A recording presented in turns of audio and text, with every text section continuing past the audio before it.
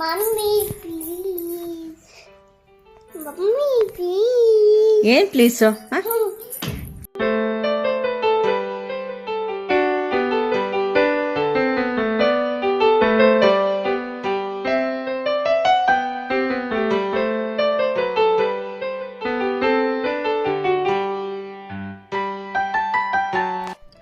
Hi friends, ಎಲ್ಲರೂ ಹೇಗಿದ್ದೀರಾ? I think ಚೆನ್ನಾಗಿದ್ದೀರಾ ಅಂತ ಅಂದ್ಕೊಂಡಿದ್ದೀನಿ. Welcome back to my channel Sangeetha Sridhar vlogs. ನನ್ನ ಚಾನಲ್ಗೆ ಸಬ್ಸ್ಕ್ರೈಬ್ ಮಾಡಿದವರು ಪ್ಲೀಸ್ ಸಬ್ಸ್ಕ್ರೈಬ್ ಮಾಡಿ ಗೈಸ್. ಇವತ್ತು ಒಂದು ಡೈಲಿ ರೊಟೀನ ನಿಮ್ಮ ಜೊತೆ ಶೇರ್ ಮಾಡ್ತಾ ಇದ್ದೀನಿ.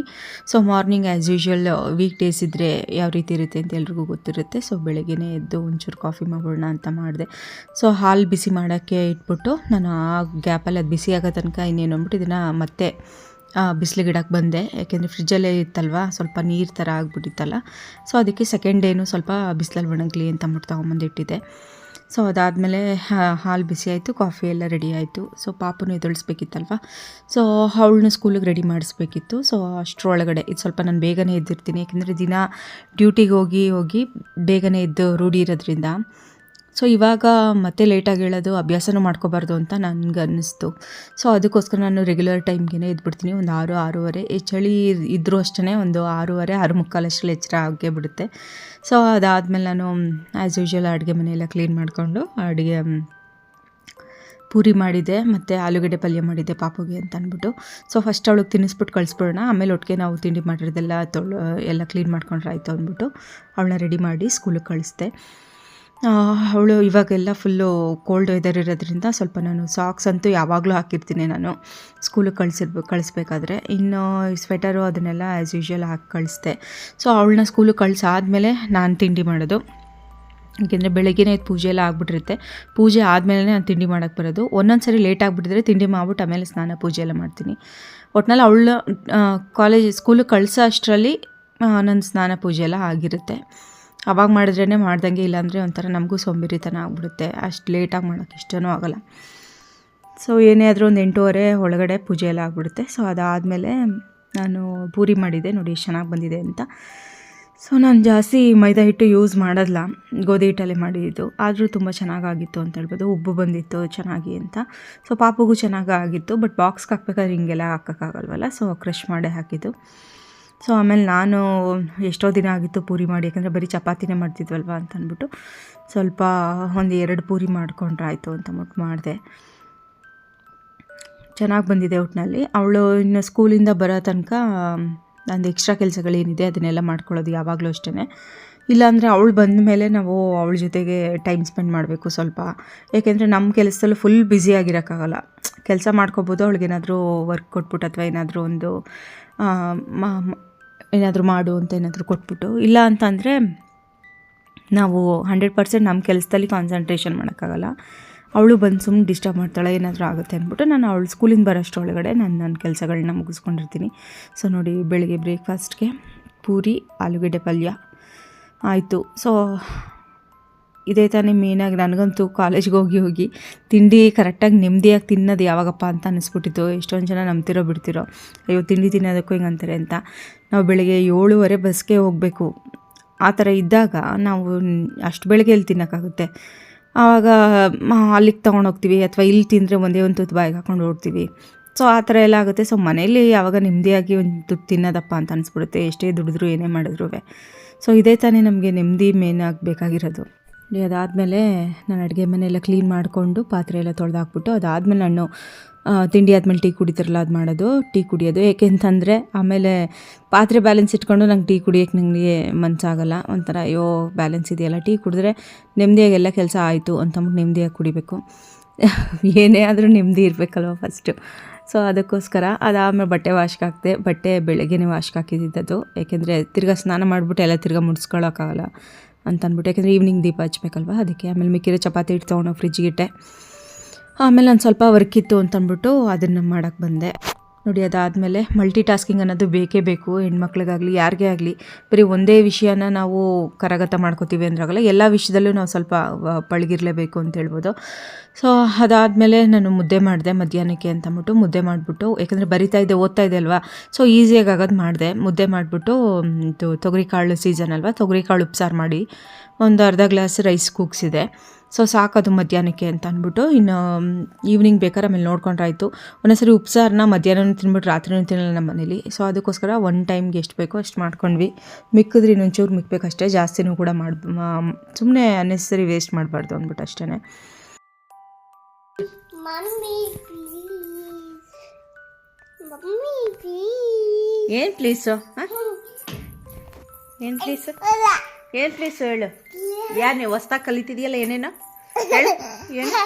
ಏನು ಹೇಳೋ? ಹೆಂಗೆ ಪ್ಲೀಸ್ ಅಂದೆ ನೀನು?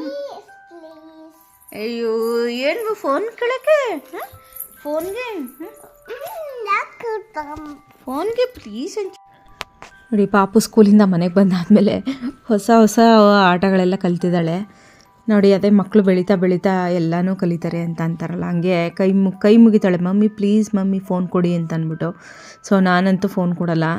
ಅವ್ರು ತುಂಬಾ ನನಗೆ ಅವಳನ್ನ ಕಂಟ್ರೋಲ್ ಮಾಡೋಕ್ಕಾಗಲೇ ಇಲ್ಲ, ಚಂಡಿ ಹಿಡ್ಕೊಂಡ್ಲು ಅಂತ ಅಂದಾಗ ಆ ಟೈಮಲ್ಲಿ ಮಾತ್ರ ಕೊಡೋದಷ್ಟೇ ಫೋನ್ನ, ಇಲ್ಲಾಂದರೆ ಯಾವುದೇ ಕಾರಣಕ್ಕೂ ನಾನು ಫೋನ್ ಕೊಡಲ್ಲ. ಸೊ ಅವಳು ಈ ಥರ ನನಗೆ ಫೋನ್ ಕೇಳ್ತಾವಳೆ.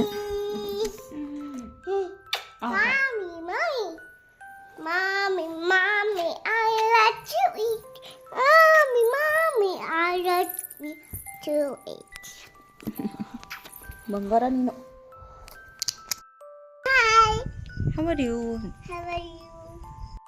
ನೋಡಿ ಪಾಪುಗೆ ಸ್ಕೂಲಿಂದ ಬಂದ ತಕ್ಷಣ ಅವಳಿಗೆ ತಿನ್ನಿಸ್ಬಿಟ್ಟು ಮಲಗಿಸ್ಬಿಟ್ಟಿದೆ.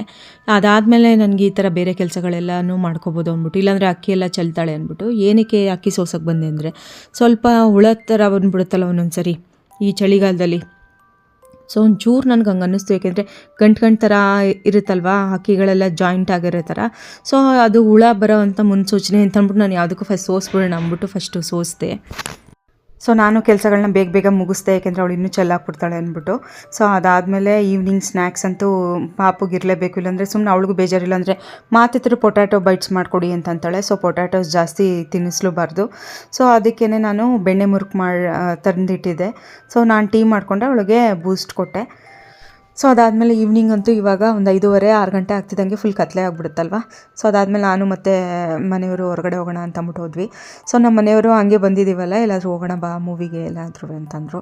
ಸೊ ನಾನಂದೆ ಈ ಸರಿ ಮೂವಿಗೆ ನಾನು ಪ್ಲ್ಯಾನ್ ಮಾಡೋದು, ನನ್ನ ಮನಸ್ಸಲ್ಲಿ ಒಂದು ಮೂವಿ ಇದೆ, ಅದು ನೋಡಲೇಬೇಕು ಇವಾಗ, ನೀವು ನೋಡಲೇಬೇಕು ಅಂತಂದ್ಬಿಟ್ಟು ನಾನು ಹೇಳಿದೆ. ಅವರು ಯಾವ್ದು ಹೇಳು ಅಂದರು. ಅದು ಹೇಳಿದ್ರೆ ಸರ್ಪ್ರೈಸ್ ಅಂತ ಅನಿಸ್ಕೊಳುತ್ತಾ.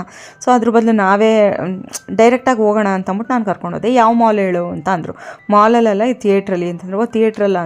ನಾವು ಮೊದಲಿಂದ ಆ ಕಾಲದಿಂದ ಥಿಯೇಟ್ರ್ ತಾನೇ ಇದ್ದಿದ್ದು, ಇತ್ತೀಚೆಗೆ ಮಾಲ್ ಬಂದಿರೋದು ಅಂತ ಅಂದ್ಬಿಟ್ಟು ನಾನು ಕರ್ಕೊಂಡೋದೆ ಮೂವಿಗೆ. ಅದು ಲಕ್ಕಿ ಭಾಸ್ಕರ್ ಅಂತ. ಸೊ ಅದು ನನಗೆ ತುಂಬಾ ಇಷ್ಟ ಆಗಿತ್ತು. ಅದ್ರ ಸ್ವಲ್ಪ ಕ್ಲಿಪ್ಪಿಂಗ್ಸ್ಗಳೆಲ್ಲ ನಾವು ಫೇಸ್ಬುಕ್ಕು ಇನ್ಸ್ಟಾಗ್ರಾಮಲ್ಲೆಲ್ಲ ನೋಡ್ತಿದ್ವಲ್ಲ. ಸೊ ಏನೋ ಒಂಥರ ಚೆನ್ನಾಗಿದೆ ಅನಿಸುತ್ತೆ, ನೋಡಬೇಕು ಅಂತ ಅನ್ನಿಸ್ತಾ ಇತ್ತು ನನಗೆ. ಇದು ಕನ್ನಡ ಡಬ್ಬಿಂಗ್ ವರ್ಷನ್ನು. ಸೊ ನಿಜವಾಗ್ಲೂ ತುಂಬ ಚೆನ್ನಾಗಿತ್ತು ಅಂತ ಹೇಳ್ಬೋದು. ನಮ್ಮ ಮನೆಯವ್ರಿಗೂ ಅಲ್ಲಿ ಹೋಗ್ತಿದ್ದಂಗೆ ಗೊತ್ತಾಯ್ತು ಇವಳು ಇದೇ ಮೂವಿಗೆ ಕರ್ಕೊಂಡು ಹೋಗ್ತಾವಳೆ ಅಂತ. ಸೊ ಅವರು ಅಷ್ಟೇ ಅಮೆಝಾನ್ ಪ್ರೈಮಲ್ಲಿ ಏನೋ ಅಮೌಂಟ್ ಎಲ್ಲ ಕಟ್ಟಿ ಎಲ್ಲ ಈ ಮೂವಿ ನೋಡೋಕ್ಕೆ ಎಲ್ಲ ಪೇಮೆಂಟ್ ಎಲ್ಲ ಮಾಡಿದ್ರು, ಬಟ್ ಅದಾಗಲಿಲ್ವಂತೆ. ಸೊ ಅದಕ್ಕೇ ಅವ್ರೂ ಹಂಗಾರೆ ಹೋಗೋಣ, ನಾನು ಇದು ನೋಡಬೇಕು ಅಂತಿದ್ದೆ ಅಂತಂದರು. ಮೂವಿ ಅಂತೂ ತುಂಬ ಚೆನ್ನಾಗಿದೆ. ಒಂದು middle class, lower middle class, upper middle class ಅವ್ರಿಗೆ ಒಂದು ಫೈನಾನ್ಷಿಯಲ್ ಪ್ಲಾನಿಂಗ್ ಹೆಂಗೆ ಮಾಡಬೇಕು, ಸೇವಿಂಗ್ಸ್ ಮಾಡೋರು, ಬರೋ ಅರ್ನಿಂಗ್ಸ್ನೇ ನಂಬ್ಕೊಂಡಿರ್ತಾರಲ್ಲ ಅಂಥವ್ರಿಗೆ ಯಾವ ರೀತಿ ಒಂದು ಲೈಫಲ್ಲಿ ಒಂದು ಫೈನಾನ್ಷಿಯಲಿ ನಾವು ಪ್ಲಾನಿಂಗ್ ಮಾಡಬೇಕು, ಫೈನಾನ್ಷಿಯಲಿ ಯಾವ ರೀತಿ ನಾವು ಒಂದು ಸೇವಿಂಗ್ಸ್ ಇರ್ಬೋದು, ಇನ್ ಫ್ಯೂಚರ್ಗೆ ಯಾವ ರೀತಿ ನಾವು ಅದನ್ನು ಥಿಂಕ್ ಮಾಡಬೇಕು ಅನ್ನೋದು ತುಂಬ ಚೆನ್ನಾಗಿ ತೋರಿಸಿದ್ದಾರೆ ವಿತ್ ಪ್ರಾಕ್ಟಿಕಲ್ ಎಕ್ಸಾಂಪಲ್ ಸಮೇತ. ಸೊ ಚೆನ್ನಾಗಿತ್ತು ಅಂತ ಹೇಳ್ಬೋದು. ಸೊ ಅದನ್ನ ನೋಡ್ಕೊಂಡು ನಾವು ಮನೆಗೆ ಬಂದ್ವಿ. ಸೊ ಆನ್ ದ ವೇ ಹಂಗೆ ಬರ್ತಾ ನಾನು ಸುಮ್ಮನೆ ಹಂಗೆ ಒಂದು ಕ್ಲಿಪ್ಪಿಂಗ್ ತೊಗೊಂಡೆ ಅಷ್ಟೇ.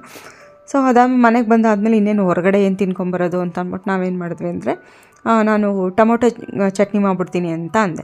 ನಮ್ಮ ಮನೆಯವರು ಏನು ಹೊರಗಡೆ ತಿನ್ನೋಣ ಅಂದರೂ ಬೇಡ ಅಂದ್ಬಿಟ್ಟಲ್ಲ, ಆ ಮೂವಿ ನೋಡಿದ ತಕ್ಷಣ ಫುಲ್ ಎಲ್ಲ ಮೋಟಿವೇಶನ್ ಆಗೋಯ್ತಾ ದುಡ್ಡು ಉಳ್ಸೋಕ್ಕೆ ಅಂತಂದರು. ಹಂಗೇನಿಲ್ಲ, ಆ ಥರ ಮೂವಿ ನೋಡ್ಬಿಟ್ಟು ಏನಿಲ್ಲ, ಯಾವಾಗಲೂ ಒಂದು ಸರಿ ಎಮರ್ಜೆನ್ಸಿ ಇದ್ದಾಗ ಹೊರಗಡೆ ತಿನ್ಬೋದು. ಮನೇಲಿ ಮಾಡ್ತೀವಿ ಅಂತ ಅಂದಾಗ ಇನ್ನೇನು ಕೆಲಸನೇ ಇಲ್ವಲ್ಲ.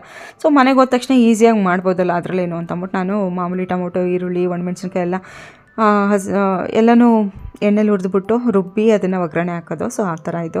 ಸೊ ಅದಕ್ಕೆ ಬಿಸಿ ಅನ್ನೋ ಜೊತೆ ತಿಂದರೆ ತುಂಬ ಚೆನ್ನಾಗಿರುತ್ತೆ ಅಂತ ಹೇಳ್ಬೋದು. ಸೊ ನಮ್ಮೆಲ್ಲರದು ಊಟ ಆಯಿತು. ಪಾಪಗೂ ತುಪ್ಪ ಹಾಕಿ ತಿನ್ನಿಸ್ದೆ. ಸೊ ಅದಾದಮೇಲೆ ಅವಳಿಗೆ ಆ್ಯಸ್ ಯೂಶ್ವಲ್ ಸ್ವಲ್ಪ ಟಿ ವಿ ಹಾಕ್ಬಿಟ್ಟು ಅವಳಿಗೂ ಕೂಡ, ಯಾಕೆಂದರೆ ಸ್ವಲ್ಪ ಅವಳಿಗೆ ನಿದ್ದೆ ಬರೆಸ್ಬೇಕು ಅಂತಂದರೆ ಈ ಥರ ಲೈಟ್ ಮ್ಯೂಸಿಕ್ ಹಾಕ್ಬಿಟ್ಟು ಅವಳು ನೋಡಲ್ಲ, ಬರೀ ಕೇಳ್ತಾ ಮಲ್ಕೋತಾಳೆ, ಲಾಲಿ ಆಡ್ತಾರ. ಸೊ ನೋಡಿ ಅಲ್ಲಿ ಸ್ವಿಂಗ್ ಮೇಲೆ ಮಲಗಿಸ್ದೆ ಅವಳಿಗೂ.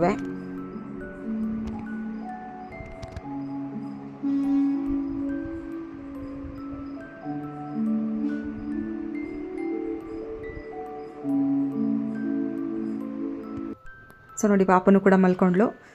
ಸೊ ಇದಾಗಿತ್ತು ಗೈಸ್ ಇವತ್ತಿನ ಒಂದು ವ್ಲಾಗ್ ಅಂತ ಹೇಳ್ಬೋದು, ಮಾರ್ನಿಂಗ್ ಟು ನೈಟ್ ರೊಟೀನ್ ಅಂತ. ಸೊ ನೆಕ್ಸ್ಟ್ ವ್ಲಾಗಲ್ಲಿ ಮೀಟ್ ಮಾಡೋಣ. ನನ್ನ ಚಾನಲ್ಗೆ ಸಬ್ಸ್ಕ್ರೈಬ್ ಮಾಡ್ತಿದ್ರು ಪ್ಲೀಸ್ ಸಬ್ಸ್ಕ್ರೈಬ್ ಮಾಡಿ ಗೈಸ್. ಬಾಯ್, ಟೇಕ್ ಕೇರ್.